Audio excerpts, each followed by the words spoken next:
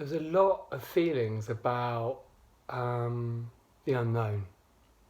So I think this is what the title of this one is going to be. Um,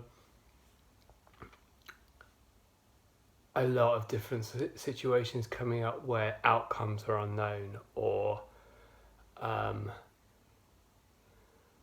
or the trajectory of something is unknown, and the future is uncertain in that. Now, okay, as I'm thinking this through, obviously the future is always uncertain, but I think today there was a loss of that difference between when there is a plan or a trajectory in place. I'm trying to think of a scenario.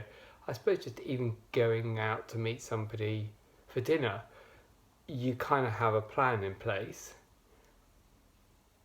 and how the evening will pan out, what will be going on, that's unknown, that's uncertain. But there's a structure or framework around which you've got. And maybe this is a lot about somehow what January is about. But there are quite a few situations at the moment where there is no real plan, there's no trajectory, and therefore the associated future of those is uncertain. It's unknown. And I find that quite difficult at the moment. I want to pin things down. I want to not necessarily know everything, but I want the framework in place so that I can feel where it's going, or I can understand the boundaries. And what immediately comes to mind when I use the word boundaries is, define what are your boundaries on these? What is your intent? If there is no defined, agreed plan or framework or structures or anything in place, and maybe it's not for you to do that, what I can do is I can go, what are my intentions and what are my boundaries around what it is I find is playing out and going over in my mind about those scenarios which are unknown. Okay, that could be really, really useful actually. That's already making me feel calmer, that I have as a part of me that can be proactive, or actually not even active, proactive, active in saying I accept that there is nothing I can do to change the status around these things.